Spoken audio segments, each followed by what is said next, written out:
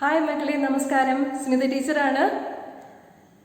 Simple പെൻഡുലമാണ് ഇന്നത്തെ practical ഫിസിക്സിൽ ചെയ്യാൻ പോകുന്നത്. സിമ്പിൾ പെൻഡുലത്തിൻ്റെ ഒരു വീഡിയോ ക്ലാസ് ഓൾറെഡി കഴിഞ്ഞതാണ്. അപ്പോൾ length of the pendulum measure ചെയ്തിട്ട് കാൽക്കുലേഷൻസ് ചെയ്ത് കാണിക്കണമെന്ന് ചിലരൊക്കെ ആവശ്യപ്പെട്ടിരുന്നു. അതുകൊണ്ടാണ് ഒരിക്കൽ കൂടി ക്ലാസ് എടുക്കാം എന്ന് വിചാരിച്ചത്. എക്സാമിന് സിമ്പിൾ പെൻഡുലത്തിൻ്റെ ക്വസ്റ്റ്യൻ വന്നു കഴിഞ്ഞാൽ തിയറിയിൽ എന്തൊക്കെയാണ് എഴുതി കൊടുക്കേണ്ടത് എന്ന് ആദ്യം നോക്കാം. Using simple pendulum, determine the period of oscillation for 65, 70, 75, 85 and 90 centimeter. Find the acceleration due to gravity by calculation. So, question ഇങ്ങനെയാണെന്നിരിക്കട്ടെ. 65, 70, 75, 85 and 90 centimeter time period of oscillation of the pendulum കണ്ടുപിടിക്കുക. അതിൽ നിന്നും acceleration due to gravity calculation വഴി കണ്ടുപിടിക്കുക. അങ്ങനെയാണെന്ന് വിചാരിക്കുക. Principle എന്താണെന്ന് എഴുതണം.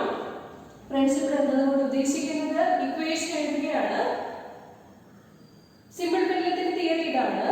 For small amplitudes of oscillations of a simple pendulum, L by T square is a constant, where L is the length of the pendulum and T is the time period of oscillation of the pendulum. The time period of oscillation of a simple pendulum is given by the equation T equal to 2 pi into root of L by G. L by T square constant ആണ് നമ്മൾ small oscillations consider ചെയ്യുമ്പോൾ എന്ന് പറഞ്ഞു കഴിഞ്ഞു. നമുക്ക് time period of ഓസിലേഷന്റെ equation square ചെയ്യുകയാണെങ്കിൽ കിട്ടുക T square equal to 4 pi square into L by G square എന്നായിരിക്കും. where g is the acceleration due to gravity. ഇതിൽ നിന്നും നമുക്ക് acceleration due to gravity ക്കുള്ള ഇക്വേഷൻ എഴുതാൻ പറ്റും. അതാണ് g equal to 4 pi square into l by t square. Time period t സൂചിപ്പിച്ചു കഴിഞ്ഞു, l length of the pendulum പറഞ്ഞു കഴിഞ്ഞു, g acceleration due to gravity at the place. ഹോമോപരിതലത്തിൽ acceleration due to gravity യുടെ value 9.8 meter per second square ആണെന്ന് നമുക്കറിയാം. അല്പസ്വല്പം variation വന്നാലും കുഴപ്പമില്ല. നമുക്ക് കാൽക്കുലേഷൻ വഴി എക്സ്പെരിമെന്റ് ചെയ്ത് acceleration due to gravity calculate ചെയ്യണം. അതാണ് A. അപ്പോൾ ലെങ്ത് ഓഫ് ദി പെൻഡുലം സൂചിപ്പിക്കാൻ വേണ്ടിയിട്ട് ഡയഗ്രം വരയ്ക്കണം. ലെങ്ത് ഓഫ് ദി പെൻഡുലം എന്ന് പറഞ്ഞാൽ സെന്റർ ഓഫ് ദി ബോബ് മുതൽ പോയിന്റ് സസ്പെൻഷൻ വരെയുള്ള ലെങ്ത് ആണ്. ഇപ്പോ ലൈറ്റ് ഇൻഎക്സ്റ്റെൻസിബിൾ സ്ട്രിംഗ് എന്നൊക്കെയാണ് കൺസെപ്റ്റ് എടുക്കുന്നത്. ഈ സ്ട്രിങ്ങിന്റെ മാസ് ഒന്നും നമ്മൾ കൺസിഡർ ചെയ്യുന്നില്ല. മാസ്ലെസ് സ്ട്രിംഗ് ആണെന്നാണ് വിചാരിക്കുക, സോറി സ്ട്രിംഗ് ആണെന്നാണ് വിചാരിക്കുക. അപ്പോൾ ലെങ്ത് ഓഫ് ദി പെൻഡുലം എന്നാണ് ഉദ്ദേശിക്കുന്നത് സെന്റർ ഓഫ് ദി ബോബ് മുതൽ പോയിന്റ് സസ്പെൻഷൻ വരെയുള്ള ലെങ്ത് ആണ്.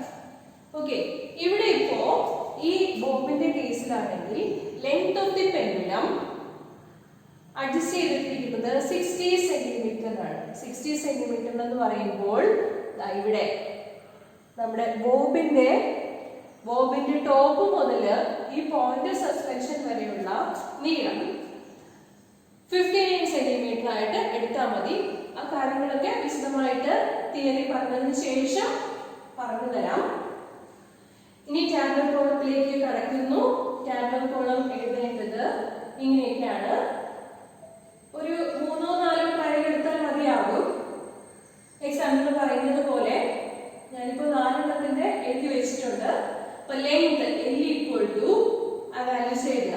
60, 70, 75, 85 അത്രയും സെന്റിമീറ്റർ.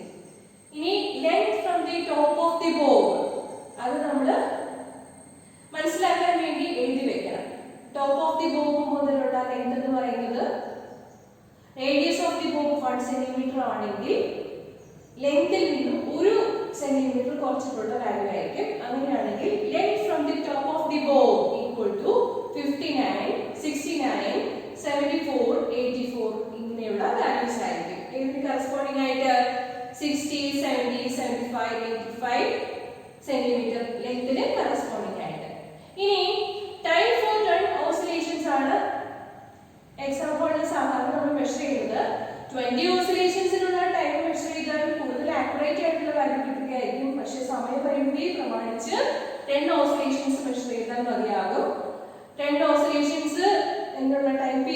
2 പ്രാവശ്യം മെഷർ ചെയ്യുക, അതിന്റെ മീൻ എടുക്കുക, അതാണ് ടി എന്ന് പറഞ്ഞു കഴിഞ്ഞാൽ. പിന്നെ period of oscillation of the simple pendulum എന്ന് പറഞ്ഞു കഴിഞ്ഞാൽ T/10. അപ്പം 10 ഓസിലേഷൻസിലുള്ള സമയമാണ് ടി സെക്കൻഡ് എന്ന് പറയുന്നത്. പീരീഡ് എന്ന് പറയുന്നത് T/10 ആയിരിക്കും. പിന്നെ L/T² കാൽക്കുലേറ്റ് ചെയ്യണം. Acceleration due to gravity G = 4π² into L/T² വെച്ച് കാണിക്കുകയാണ് ചെയ്യാനുള്ളത്. 60, 70, 75, 85 എന്നിങ്ങനെയുള്ള 4 വാല്യൂസിന് L/T² കണ്ടുപിടിച്ച് അതിന്റെ മീൻ എടുത്ത് ആ മീൻ വാല്യൂ ആണ് G = 4π² into L/T² സബ്സ്റ്റിറ്റ്യൂട്ട് ചെയ്ത് നമ്മൾ ആക്സിലറേഷൻ ഡ്യൂ ടു ഗ്രാവിറ്റി ജിയുടെ വാല്യൂ കാൽക്കുലേറ്റ് ചെയ്യുന്നത്. ഇനി നമുക്ക് റീഡിങ്സ് എല്ലാം മാർക്ക് ചെയ്ത് കാൽക്കുലേഷൻ കംപ്ലീറ്റ് ചെയ്ത് പറഞ്ഞു തരാം. ഈ ബോബിന്റെ റേഡിയസ് 1 സെന്റിമീറ്റർ ആണ്. Length of the pendulum 60 centimetre എന്ന് പറഞ്ഞാൽ ടോപ്പ് ഓഫ് ദി ബോബ് മുതൽ പോയിന്റ് ഓഫ് സസ്പെൻഷൻ വരെയുള്ള ലെങ്ത് 59 സെന്റിമീറ്റർ മെഷർ ചെയ്ത് മാർക്ക് ചെയ്താൽ മതി. നമ്മളിപ്പോൾ 59 സെന്റിമീറ്ററിനാണ് ചരടിൽ മാർക്ക് ചെയ്തിരിക്കുന്നത്. ശ്രദ്ധിച്ചോളൂ, കണ്ടോ? Top of the Bob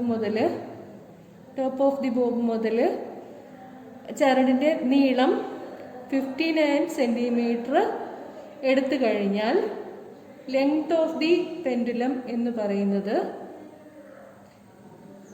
60 centimetre ആവും. ഓക്കെ, ഇപ്പോൾ നമ്മൾ സെറ്റ് ചെയ്തിരിക്കുന്നത് length of the pendulum 60 centimetre ആയിട്ടാണ്. അതായത് ടോപ്പ് ഓഫ് ദി ബോബ് മുതൽ ഇവിടെയുള്ള പോയിന്റ് ഓഫ് സസ്പെൻഷൻ വരെയുള്ള നീളം 59 സെന്റിമീറ്റർ. അങ്ങനെ ആകുമ്പോൾ length of the pendulum 60 centimetre ആകും. കാരണം ബോബിന്റെ റേഡിയസ് 1 സെന്റിമീറ്റർ ആണ്. ഇപ്പൊ നമ്മുടെ പെൻഡുലം നിൽക്കുന്നത് മീൻ പൊസിഷനിലാണ്. അതൊന്ന് ഓസിലേറ്റ് ചെയ്യിക്കാം. ഓസിലേറ്റ് ചെയ്യിക്കുമ്പോൾ മീൻ പൊസിഷനിൽ നിന്ന് ഒരറ്റത്ത് പോയി മീൻ പൊസിഷനിൽ വന്ന് മറ്റേ അറ്റത്ത് പോയി തിരിച്ച് മീൻ പൊസിഷനിൽ വരിക. അതുവരെയുള്ള സമയം, അതിനെയാണ് time period for 1 complete oscillation എന്ന് പറയുന്നത്. Time period of oscillation measure ചെയ്യാനുള്ള എളുപ്പത്തിന് വേണ്ടിയിട്ട് ഒരറ്റത്ത് നിന്ന് മറ്റേ അറ്റത്ത് പോയി ഒരറ്റം വരെ എത്തുമ്പോൾ 1 ഓസിലേഷൻ എന്ന് മെഷർ ചെയ്താലും മതിയാകും. ഇപ്പോൾ നമുക്ക് ലെങ്ത് ഓഫ് ദി പെൻഡുലം 60 സെന്റിമീറ്ററിന് ടൈം പീരീഡ് ഓഫ് ഓസിലേഷൻ എത്രയാണെന്ന് നോക്കാം. നമുക്ക് ടൈം ഫോർ 10 ഓസിലേഷൻസ് മെഷർ ചെയ്യാം. അതിനുവേണ്ടി ബോബ് ഒരറ്റത്ത് എത്തുമ്പോഴേക്കും സ്റ്റോപ്പ് ക്ലോക്ക് സ്റ്റാർട്ട് ചെയ്യാം. 1, 2, 3, 4, 5, 6, 7, 8, 9, 10. ഇപ്പോൾ ഇവിടെ നമുക്ക് കിട്ടിയിരിക്കുന്നത് 16 സെക്കൻഡ് എന്നാണ്. When the length of the pendulum is 60 centimeter, the time for 10 oscillations is 16 centimeter. Then the period of the pendulum equal to T/10. അതായത് 16 divided by 10 equal to 1.6 second ആയിരിക്കും. നമ്മൾ time for 10 oscillations 2 പ്രാവശ്യം repeat ചെയ്യും. 2 പ്രാവശ്യം repeat ചെയ്തിട്ട് അതിൻ്റെ മീൻ എടുക്കുകയാണ് ചെയ്യുന്നത്. ഇപ്പോൾ രണ്ടാമത്തെ പ്രാവശ്യം ചെയ്തപ്പോഴും ടൈം ഫോർ 10 ഓസിലേഷൻസ് 16 സെക്കൻഡ് എന്ന് തന്നെയാണ് കിട്ടിയതെങ്കിൽ നമ്മുടെ മീനിൻ്റെ കാര്യമാണ് പറഞ്ഞത് 16 സെക്കൻഡ് എന്ന്. അപ്പോൾ ടൈം പീരീഡ് എന്ന് പറയുന്നത് 16 divided by 10 equal to 1.6 second ആയിരിക്കും. അങ്ങനെയാകുമ്പോൾ L/T² is equal to 60 divided by 1.6² എത്രയാണെന്ന് വെച്ചാൽ നമ്മൾ കാൽക്കുലേറ്റ് ചെയ്താൽ മതിയാകും. ഓക്കെ, ഇപ്പം ഓസിലേഷൻസ് കണ്ടിന്യൂ ചെയ്തുകൊണ്ടേയിരിക്കും. നമ്മളത് സ്റ്റോപ്പ് ചെയ്യേണ്ട ആവശ്യമില്ല, അതങ്ങനെ ഓസിലേറ്റ് ചെയ്തോട്ടെ. അപ്പൊ അതുപോലെ തന്നെ തുടക്കത്തിൽ മുതലേ സ്റ്റോപ്പ് ക്ലോക്ക് സ്റ്റാർട്ട് ചെയ്യണമെന്നില്ല. ഓസിലേഷൻസ് തുടങ്ങി കുറെ സമയം കഴിഞ്ഞതിന് ശേഷം സ്റ്റാർട്ട് ചെയ്താലും മതിയാവുന്നതാണ്. ഓക്കെ. ആവശ്യപ്പെട്ടിരിക്കുന്ന 4 ലെങ്ത് ഓഫ് ദി പെൻഡുലം വാല്യൂസിന് L/T² കണ്ടുപിടിച്ച് കാൽക്കുലേഷൻസ് കംപ്ലീറ്റ് ചെയ്തിട്ടുണ്ട്. When L equal to 60 centimeter, L/T² is 23.44. നമ്മൾ ഓൾറെഡി ഇത് പറഞ്ഞു കഴിഞ്ഞു. 70 centimeter length of the pendulum വന്നപ്പോ ടൈം പീരീഡ് കൂടി 17 സെന്റിമീറ്റർ ആയി, 17 സെക്കൻഡ് ആയി. അപ്പോ ടൈം പീരീഡ് എന്ന് പറയുന്നത് 1.7 സെക്കൻഡ് ആണ്. L/T² 70 divided by 1.7 square equal to 24.44 ആണ്.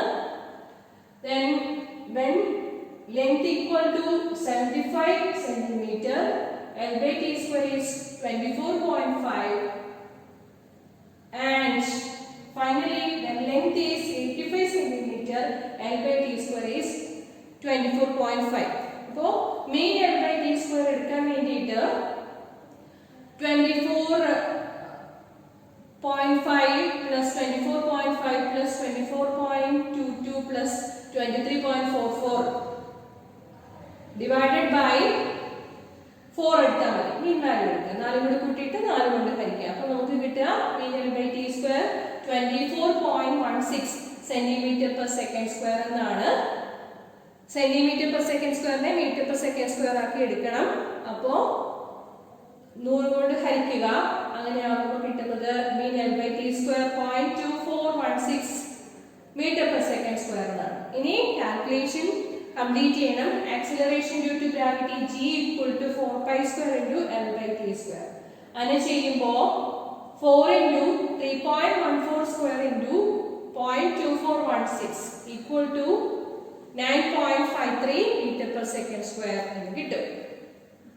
9.8 meter per second square തന്നെ കറക്റ്റ് വാല്യൂ കിട്ടണമെന്നൊന്നും നമുക്ക് പറയാൻ പറ്റില്ല. നമ്മൾ ചെയ്തപ്പോൾ ഇങ്ങനെയാണ് കിട്ടിയത്. ചെയ്തപ്പോൾ എന്താണ് കിട്ടിയത് ആ വാല്യൂ അങ്ങ് എഴുതിയാൽ മതി. കുറച്ചൊക്കെ വേരിയേഷൻ വന്നാലും കുഴപ്പമൊന്നുമില്ല.